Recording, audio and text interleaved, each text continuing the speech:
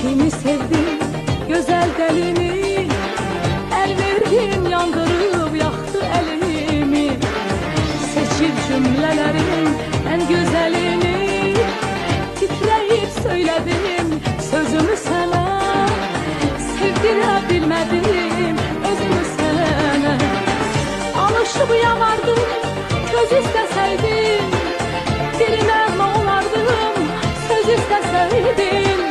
Alışıp yanardım, köz isteseydim, diline ne olardım, söz isteseydim. Beni görmek için